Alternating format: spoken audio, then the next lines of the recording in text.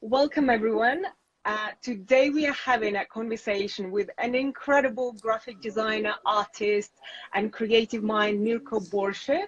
He's based in Munich. He worked with some of the greatest brands out there, from Nike to Balenciaga. He's actually the creative brain behind the new logo, a Balenciaga logo, as well as Highsnobiety logo.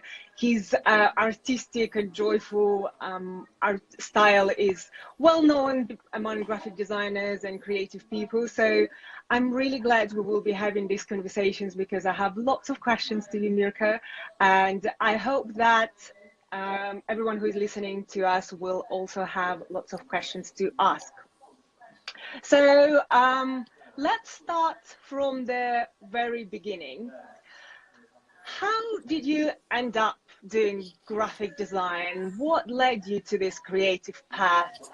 How did I end up with graphic design? First of all, I actually wanted to be an artist, or wanted to make illustrations, something in that direction. And but I didn't really dare doing it. So, and my father, he's been professional advertising photographer, and so I thought, like, at that time all the art directors still did scribbles and did like a lot of drawings and everything, and I thought maybe this is a profession where I can earn some money. Mm-hmm. And unfortunately, when I started, computer age began, so nobody really did some scribbles anymore, did some drawings anymore, and so I ended up in front of the computer. Could you draw well? Did you go to an art school? How did you learn how to even scribble? I did graffiti for several years, like for at least 15 years, something like that. And so that's why I was drawing a lot. Why did you do graffiti? Was it your friends were doing it, so you just joined the crew, or did you read a book? What inspired you to go into creative field in the first place? I actually was kicked out of my school in my hometown. And the only school which was still taking me was on the other end of the town, so I had to go by a subway at least an hour through the city, and that's why I saw all these graffitis. It was like 88, 89 at that time, so when everything started here in Munich, and I thought it was, for me, it was like amazing. I never saw something like that before, and I really wanted to do it, so that's how I started doing graffiti at that time. What did you do? Was it like just tagging and brilliant typography? Was it any characters that you were painting? What was your theme? Mostly it was like wild styles and characters. And yeah, I did a lot of trains at that time. Oh, nice. Have you ever got caught by police? Nope. You must run very fast. Oh, we've been quite organized. We've been quite organized. And I have to admit, it was like end of the 80s, beginning of the 90s, when we did most of the trains. Mm-hmm. So police was not that experienced at that time. Mm-hmm. To catch people. In the beginning, it was quite easy doing the trains, but middle of the 90s, it already began being quite harsh doing some. Mm-hmm. And then, yeah, you had to run quite a lot of times. So then from exploring the world of graffiti and the art, street art, how did you then move to graphic design? What was the hint that made you think that, okay, I should do it as a job, and now I actually should study it, or shall I just go as an intern somewhere? What was your thinking? I actually didn't have a plan at all. So, but a friend of my father's, he studied graphic design in London.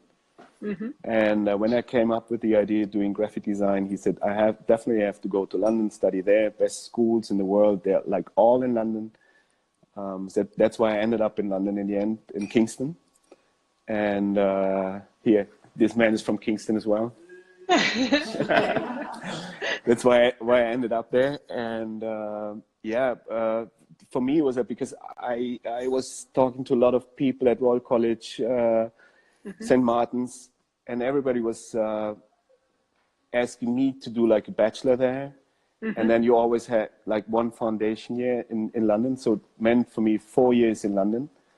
And I couldn't really afford that. And in Kingston, because of my bad English, I misunderstood everything. And they offered me a master. And I thought a Master of Arts sounds much better than bachelor's. And it's like just 2 years. So that's how I started studying. So you got masters without having a bachelor's degree? I had to do it afterwards, my bachelor, to get my master's. But yeah, so Oh, wow. my people doing the lectures, they've been quite nice to me. So I could end up with my master, and then I had to do my bachelor, and then I got both. So how was doing masters after doing graffiti on the street? Did you learn anything? What was the best thing, I suppose, you learned through these 2 years? 2 years of graffiti? No, it was like a Oh, lot no, of no, more years. from masters, from getting a master's. Was it 2 years? Was it 1 year? What did you learn during that time? Actually, well, yeah, it was like 92 to 90. I've been in London from 92 to 95, 96.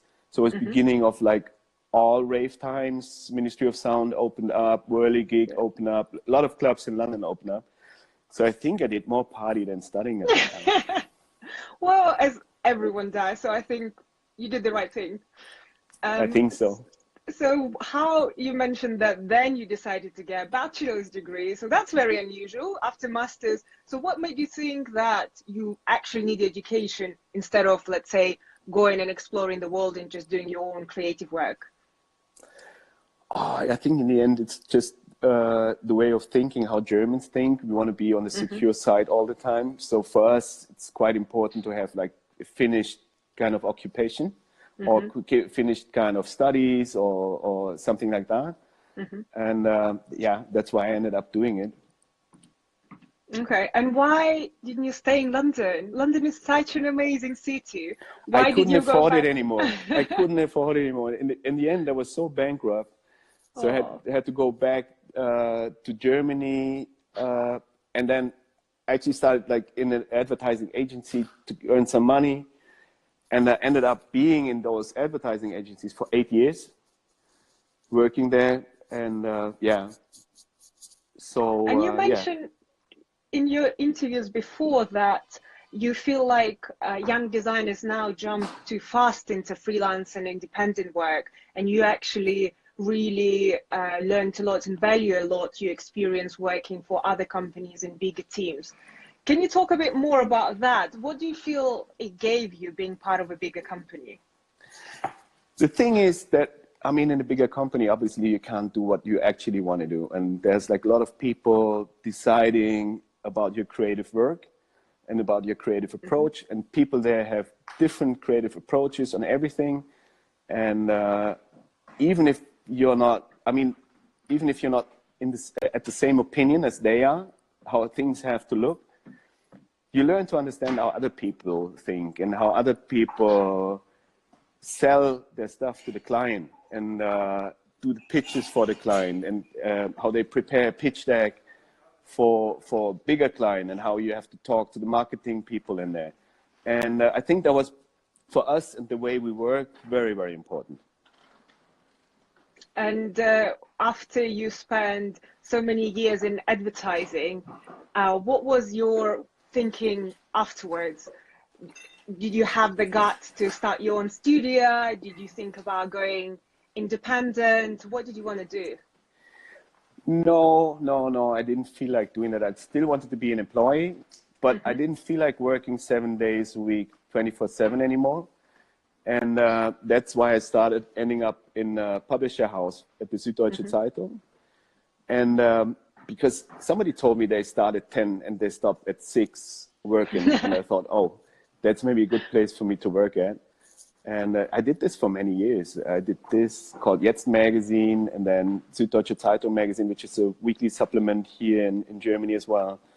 And another magazine called Neon, is like a magazine for younger people. Still did that from 2000 to 2007, another 7 years. And then I wanted to freelance for other agencies again, and ended up having a studio. So how did that happen? It just, there was too much work and you realized you can't do everything on your own? Or was it a conscious decision that you wanted people around you, you wanted a place? No, it's just one thing leading to the other. So the first client we had, or the first people we worked with, was Zeit and the Zeit magazine. and already was quite a big client for us. And then next client which came up was the States Opera, the Bavarian States Opera here in Munich. And then I couldn't really manage doing all that stuff alone anymore. So I needed people who helped me with the opera. And then we had some smaller clients over the years, and then it started growing. Let's talk about the opera for a second, because I think it's such an incredible project, and it's very different. It's not what you would expect from an opera. I have one of the printouts here. I think this is one of the recent ones that you did. That's one of the recent ones, yeah. Yeah, but it's something that you would not expect an opera house to have, and obviously it has a very distinct style that is associated with the type of work that you do. Can you tell me how difficult it was to get something like this approved, or were they coming to you because they knew that you are that type of creative and you would do something very different from everyone else? So that's one thing how we talk to the clients. We don't talk about that we do something different. We don't talk about that the next thing they're going to do is super amazing and super weird. We always come from the inner content of the whole, like every season of the opera has like a different theme. And for every different theme, we try to find kind of, or create kind of visibility. And because they trust us. I mean, it doesn't mean that the opera really likes just visually this style of these posters, but they understand it from the content and content-wise. And I think that's the most important part about it. And did you have any other directions or options, or this was what you landed on and it was perfect? Yeah, but the thing is, we always work very closely to the client, so the client knows from the first moment when we start with an idea, they know already what we are working on, and they, at that point, they still have like, when they say they don't like it, they can freeze everything, then we restart. But for us, it's a good chance to develop the whole idea and the whole content together with the client if you don't make these kind of pitch decks as you normally do it in other, like advertising agencies, for example. And I'm not really a big fan of surprising my client. I'm more into like involving my client and talking with him. So it's not a lot of persuasion in the end. It's more a very strong content-wise discussion we have. And how does this process work in reality? So let's say you have a first call with a client and they say, we've got a new season, we need posters. And then what kind of questions do you ask to understand the information that you need to have to actually take this further? So we're working like with all the dramaturgs in the opera during the day already. So that's nothing which comes to us or which leads to us rapidly or is a surprise as well. We already hear what they develop in-house for the next season, which ideas they have, which thinking, which plays they're going to have, which premieres they're going to show. And during that time, we already discuss about everything. And we say like, okay, maybe last season was easy because we had this, last season we had this black and white rendering guy on silver. And because the theme was very strong and the plays have been like almost in the same direction. This year is what they said, very colorful, very playful, very different. So for us, main theme was already color. And was not really to get, because for us it's very important to have like one kind of key visual or key visibility which goes through the whole season. So in that case it was not easy because they have very modern plays, very old school plays in there, and the repertoire they're going to play from the last years is going to be quite old school as well. So it was not that easy to find like an artist or illustration or whatever or photography which would fit to all the plays. So then, it led us to using typography. So we asked Mark Titchener, because he's like very keen on that. He's very playful, very colorful. He comes from London as well. And we've been working with him already like 3 years ago on a program book for the opera.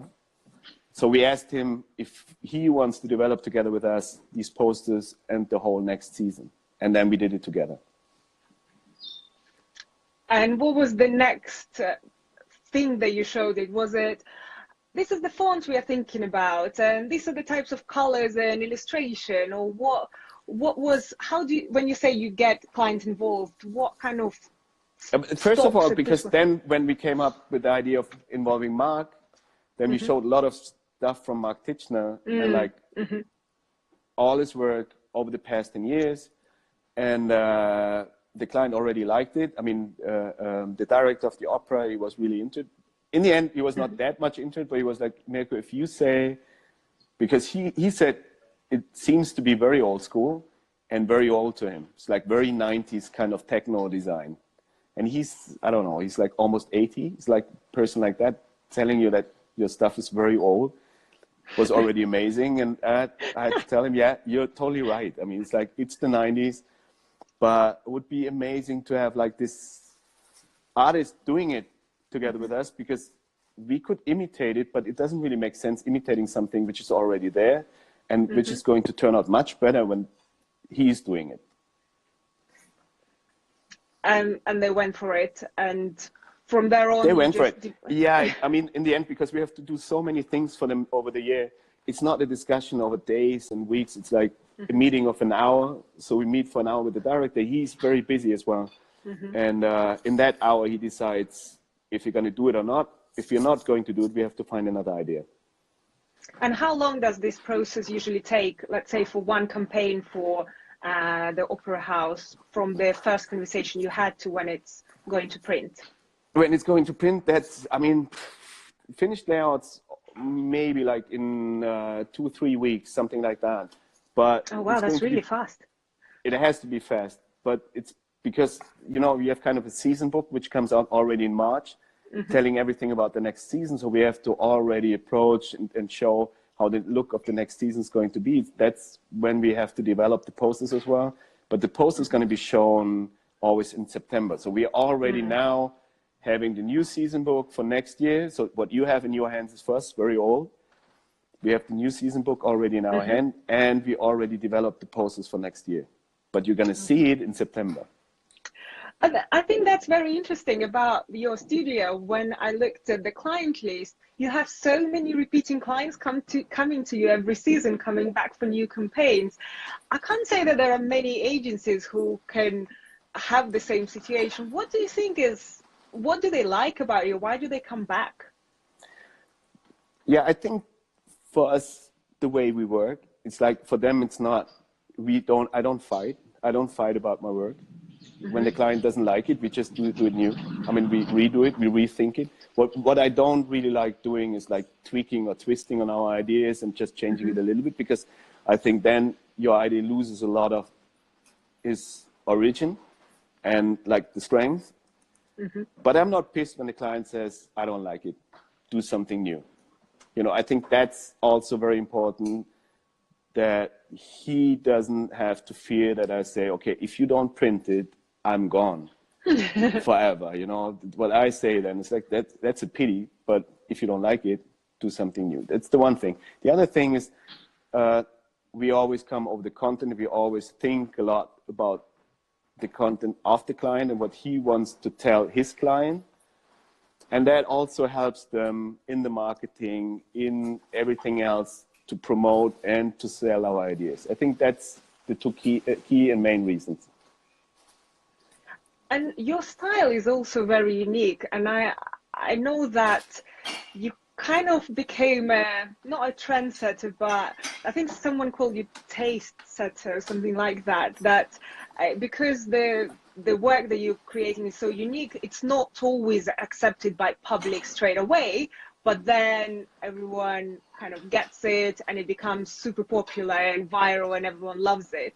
So what's your thinking process behind that? Do you always see what the future will look like? Is it just the thing that you like personally and you just go for it? Personally, it's just what I really like in the future. And I have a lot of good people sitting in here, and we are not always the same opinion, but everybody is like super grand on that. Everybody's a specialist in his profession.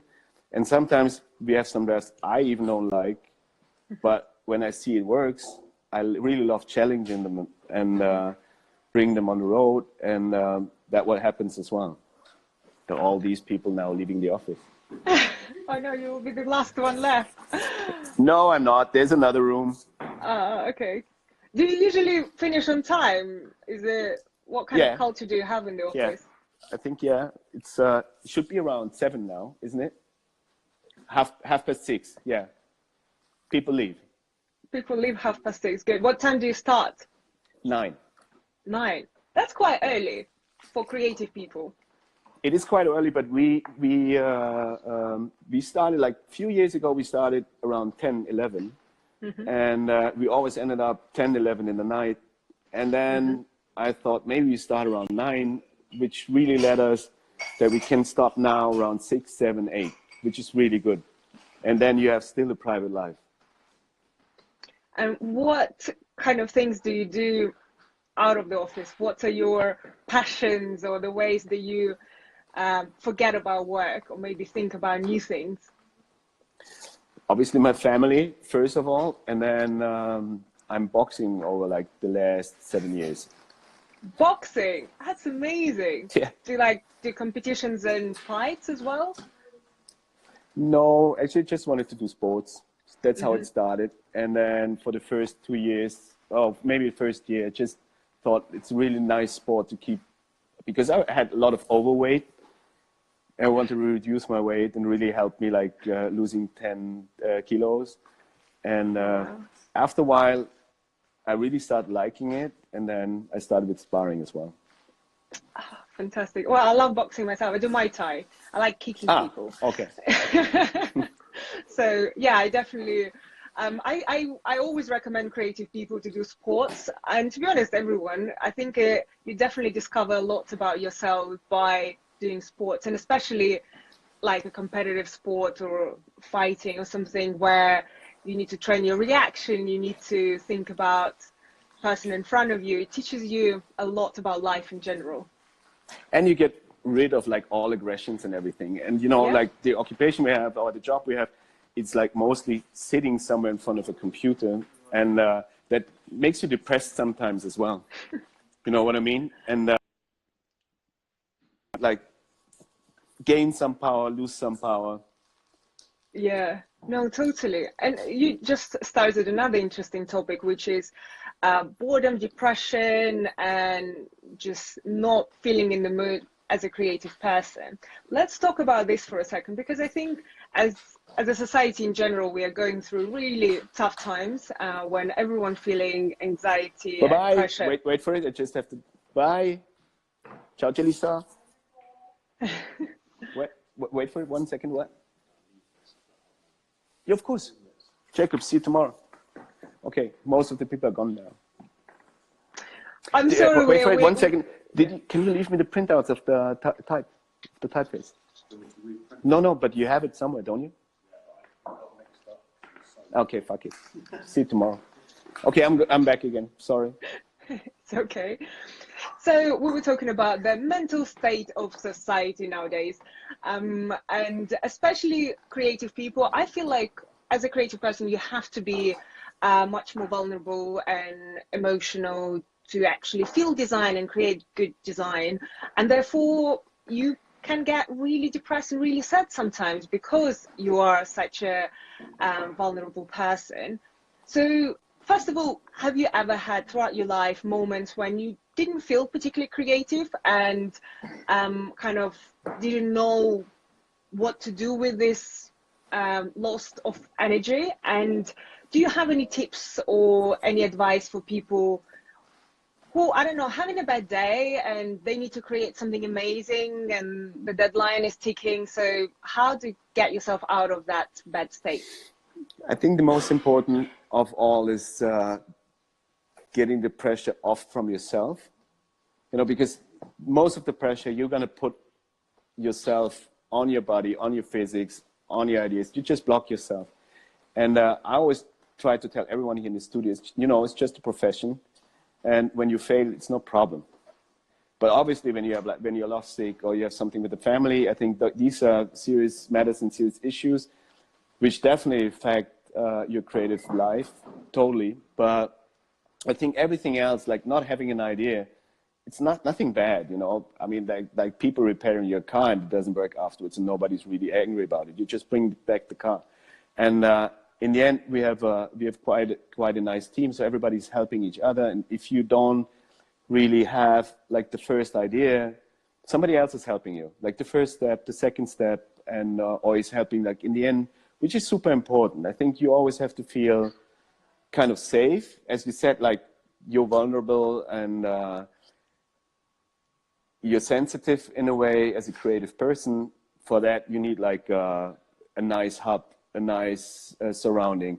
And what we don't have, or what we don't try to encourage here, here's no competition between the creators, not at all. It's like not he has the better idea than this person. We always have these ideas together. Oh, that's lovely. I think that's no, but definitely...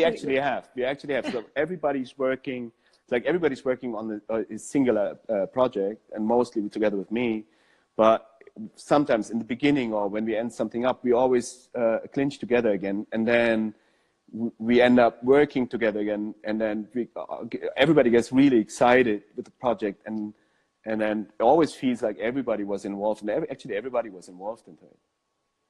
Oh, that's great. And I think from just watching you communicating with your team just now, it feels like it's really, really great environment. And I'm not surprised that the work that you're doing is fantastic, because I think, yeah, people who are surrounded by genuinely friendly, nice people do great things. It is that way. And the good thing is, like, we have a very international team. Mm-hmm. So there's like a lot of cultures coming together, which is also nice, because we're sitting in here.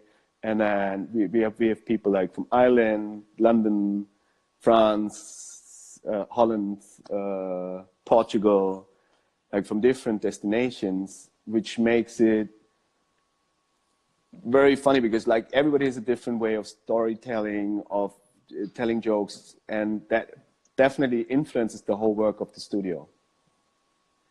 Brilliant. And I think you can see it through the work that you're doing, that there's definitely an input from various angles and from various people, and that what keeps it fresh as well. You're not getting stuck in kind of only what surrounds you, your city and kind of your culture, your language.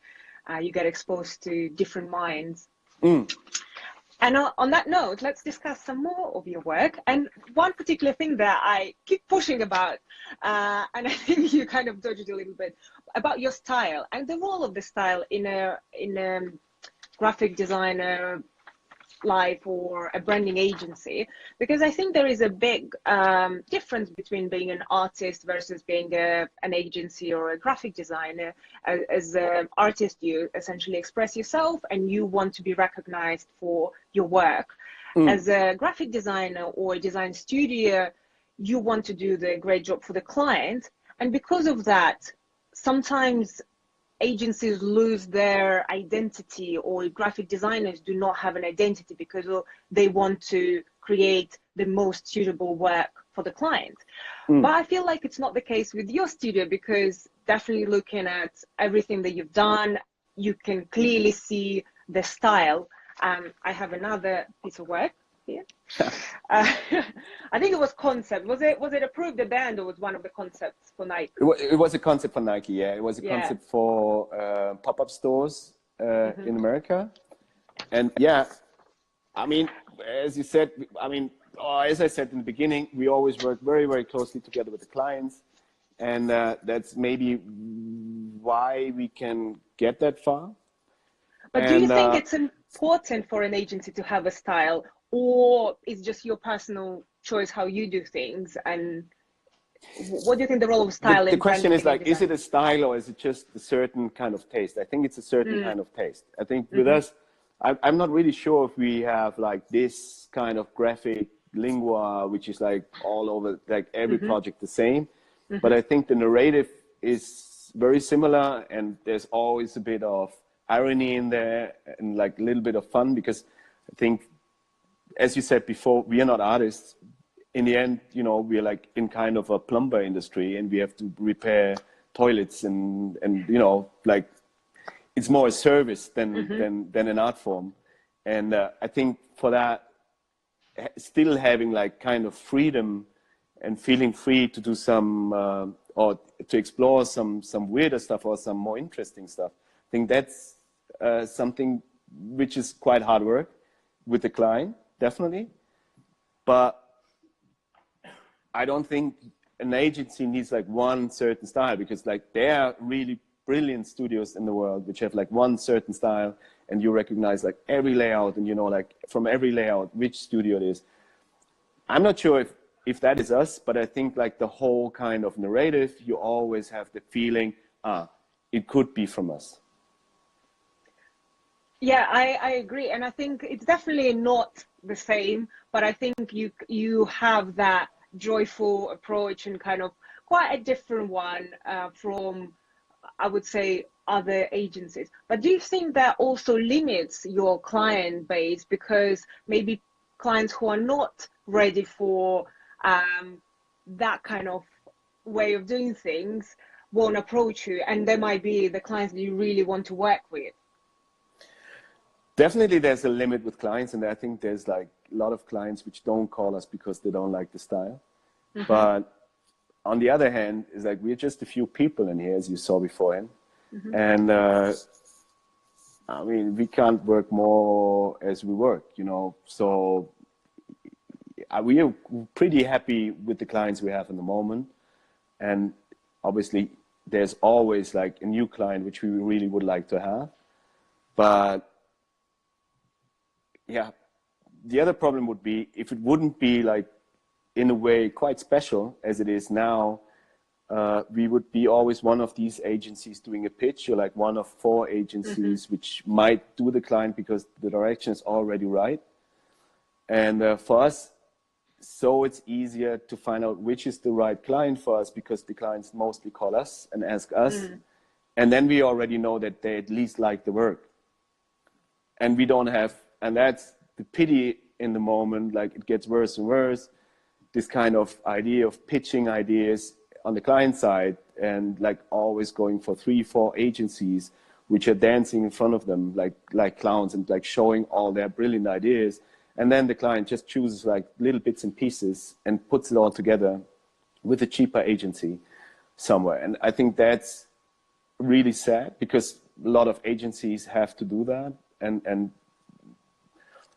if we would be a little bit bigger, we had to do that as well, definitely. But yeah, lucky enough, we don't have to do it in the moment. And I really hope it stays that way in the future.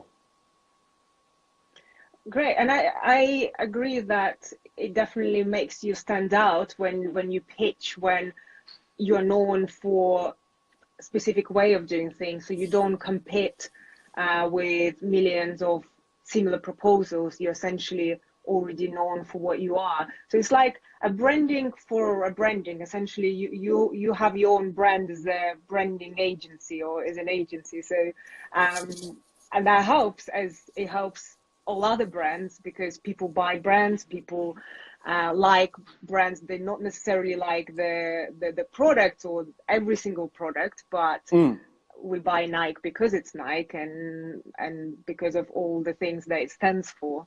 So it's yeah, for an agency, I think it's not a very not a common approach, but definitely works for you, as I can see. From that, let's but that's on the other hand makes like the weirdest combinations, because I used to just do editorial work in the beginning and just doing magazines, and now we end up doing like everything, like installations. Yesterday we had our first like fashion pieces on a fashion show. We're gonna have that in 3 days again in Paris with another brand, and but we do websites and all that. So we can't really steer in which direction we're gonna go. You know what I mean? So we just have to go with the flow in the moment, which is also interesting. Actually, yeah. And on that note, we have a question from the audience that is related to what you just mentioned. So how do you approach to graphic design in a time when graphic designers has also become about fashion, art, and other disciplines? Do you hire just graphic designer, or do you also have other creatives? In the moment, we mostly have graphic designers, but sometimes with the interns, we have like fashion designers as well, or architects. And but we collaborate with a lot of fashion people and industrial designers and architects and people, because in Munich the creative scene is quite small. But in here we have like people like Konstantin Gricic, Stefan Dietz, like very interesting people from the industry, from other parts like Isaac Bostan, fashion design, a lot of good photographers. And the creative scene here in Munich is very close, so everybody knows each other, everybody helps each other. So when we have a project which we might be not that firm in and not that strong because we don't know anything about chairs, but we have to do something in that direction, we have enough people who might help us for that project. So you just hire them as a consultants for the project? We don't hire. Give them a no, call, in that case, we don't hire. In that case, we collaborate. I mean, in that case, we make it super transparent to the client that we can't make it alone, but we need that partner to work with. And he's sending his own estimate to the client and saying like, okay, I need that amount of money. So it's very transparent for the outside. So we don't, I mean, we're graphic designers in the end. Like we're like professionals in one space. We can't be good in everything, but as I said before, like Munich, for that is a really good turf to work with a lot of creatives, which is super easy with each other. And they're like encouraging and helping. And sometimes it's not about the money. Sometimes it's just about the project. So yeah, I think that's the easier way. Otherwise, you know, because basically most of the jobs we have are graphic design jobs. And then if you would have an architect in here or fashion designer, and then we have like 3 or 4 jobs in that direction a year, you would be super bored out. Yeah. Let's talk about one of the most discussed logos that you designed. One of them. We have the old logo here, old Balenciaga logo, and this is the new one designed by Mirko Borsche. Yeah, but it's not only designed by me, but it's like, yeah. By your studio? Also by my studio.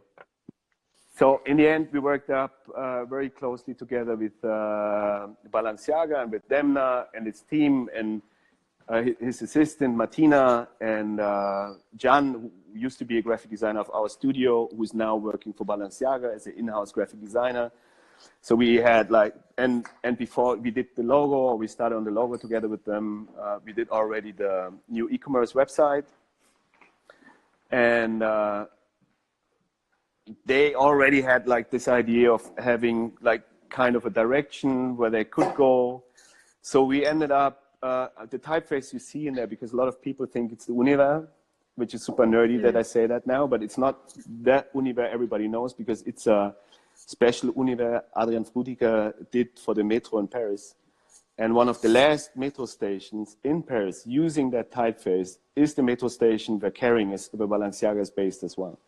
So that's the story behind it. And when I read this story, I thought it was so interesting. And I think it's such a clever way to kind of connect the font with the real space. But do you think people get it? Because obviously, if you haven't read this explanation, then just looking at the font, you not necessarily will get why it was picked or what's different or what the reasoning behind it.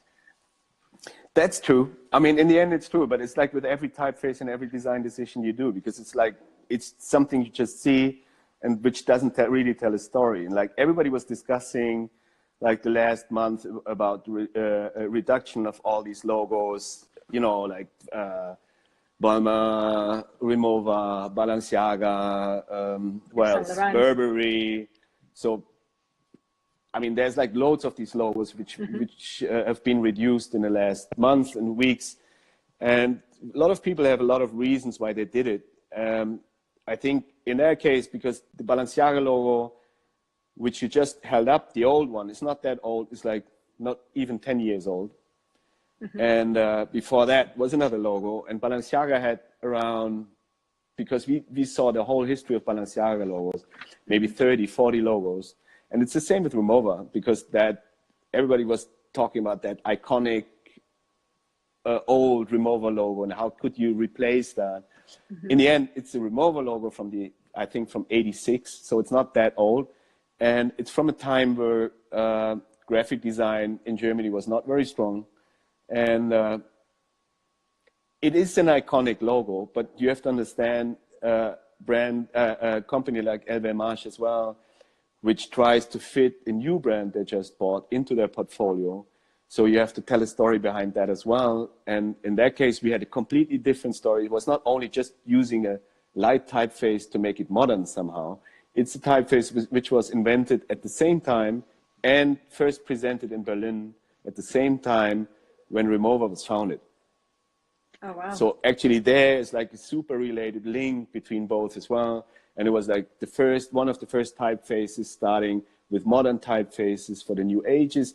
It's from 1898, and which seems like for the typeface you know now from the Remover typeface, quite old. I mean, it still looks quite modern, and that we thought that's interesting. I think this is the interesting part.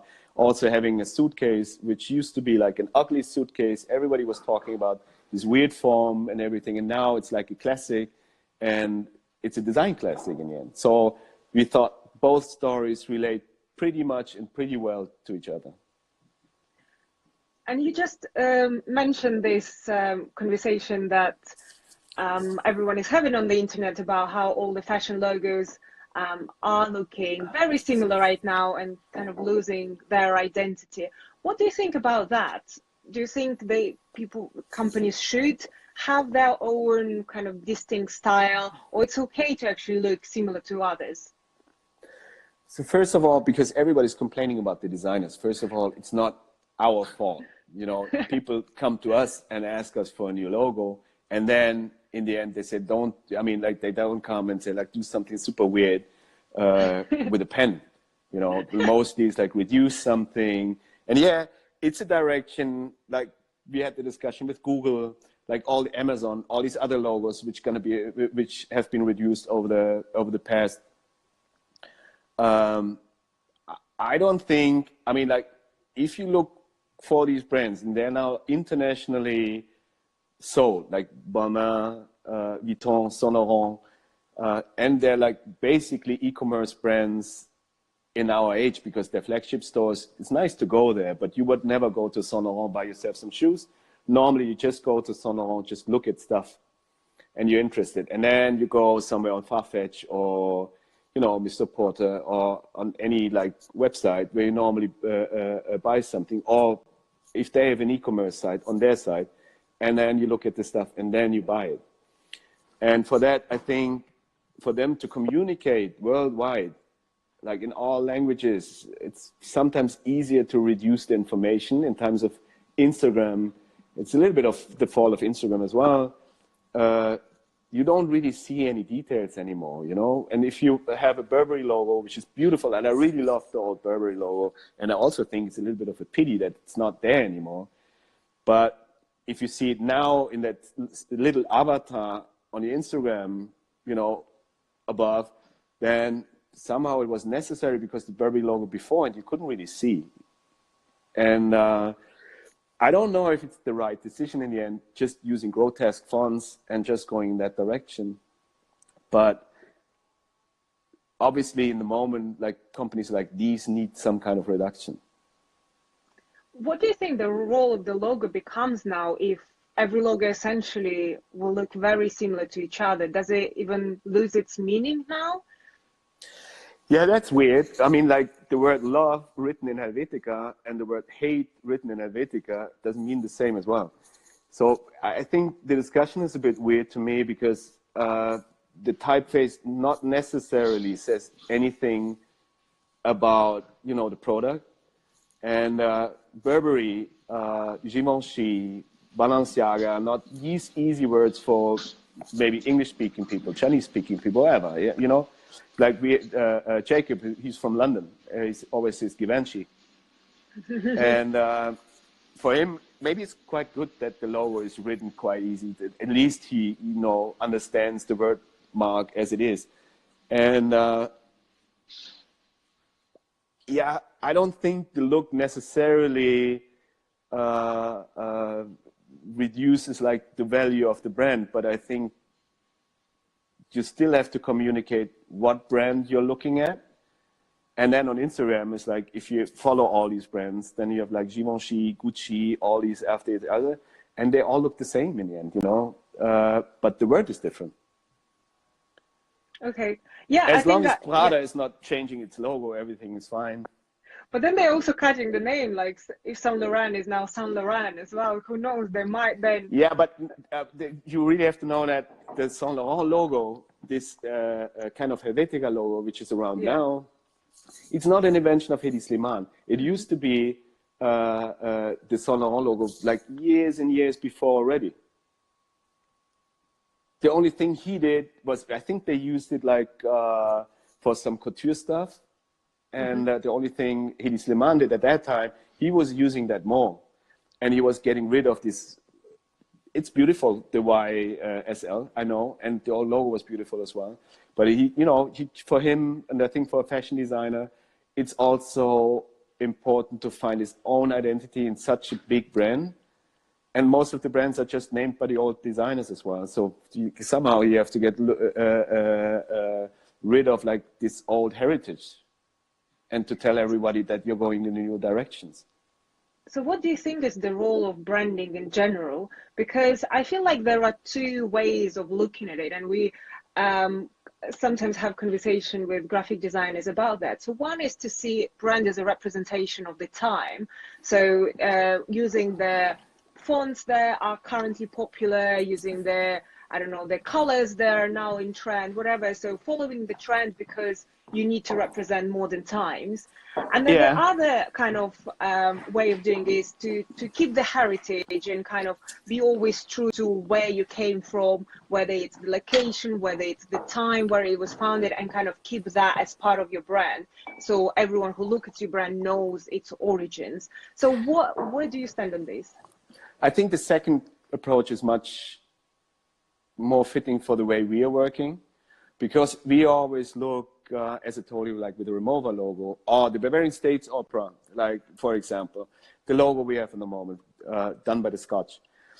So the Bavarian States Opera in between had like other graphic designers working on it, and they had like a logo in, I don't know, some kind of grotesque. And we always look back into the heritage of the brand, and then we found an old Bodoni logo, which we really liked and almost set the same way. But for us, also regarding like Facebook, Instagram, website and everything, Bodoni didn't really work out because you can't really reduce the size because the lines are sometimes so thin that you wouldn't read it anymore. So we had to find a typeface which is related to that time, works almost the same, has the same look, and is transported into a modern time. And I think always, if you like look into the DNA of a client, look into the DNA of a project, it gives you like, because you said before, how is it not having an idea?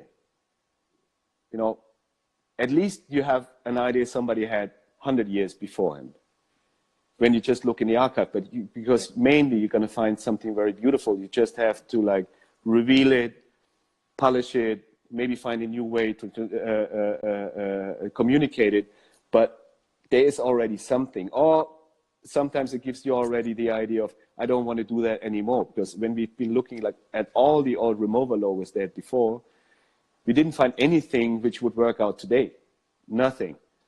And then I already know, okay, it's not an extended bold typeface, it's not this kind of capsule around, it's not a rounded typeface, you know, then I already can reduce or subtract from all my ideas, these ideas, because somebody did it before. Great. It's great to see your thinking process as well, that kind of your research as well as your own thinking on top of the research and how you come up with something. We only see the final version, so it's always great to hear actually the story behind it.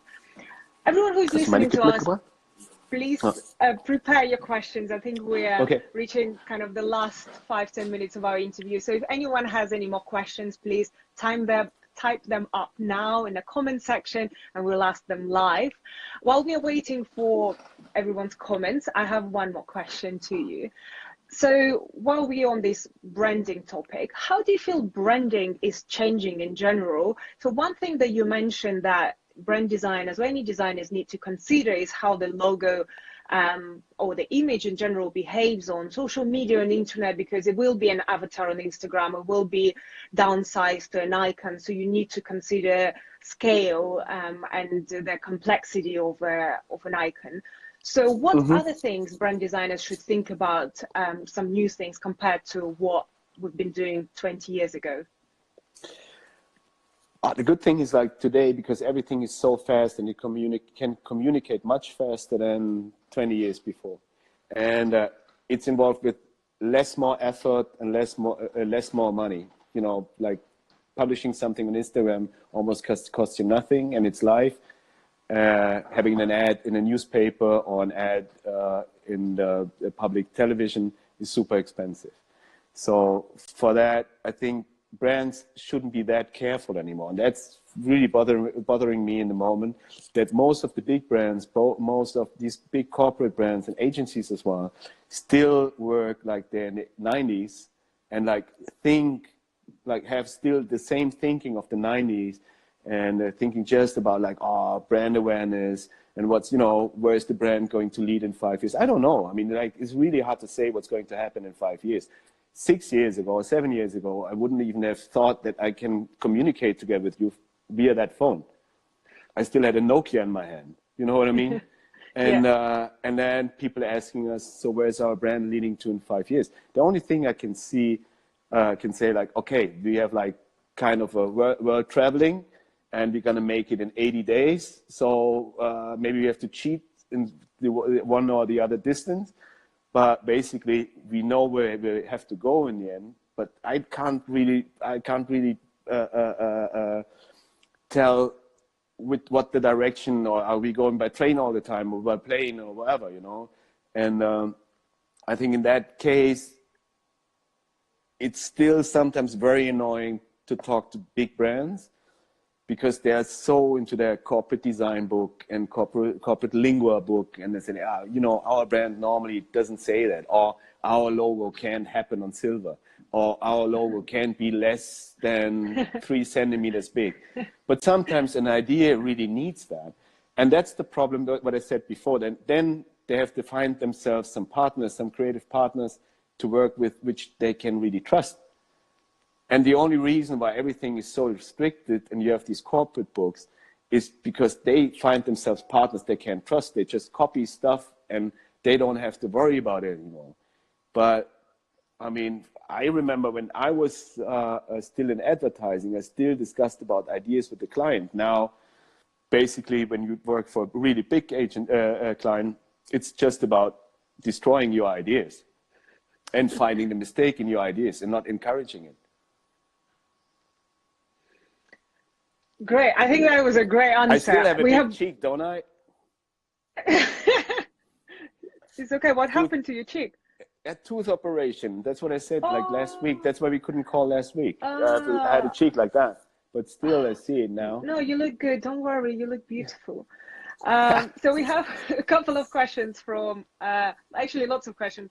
Everyone loves you, first of all, Mirko. Like, seriously, you have so many lovely messages from everyone who is watching, that they love your work, that they love you personally. So you're a very popular guy. But let's ask some of the questions.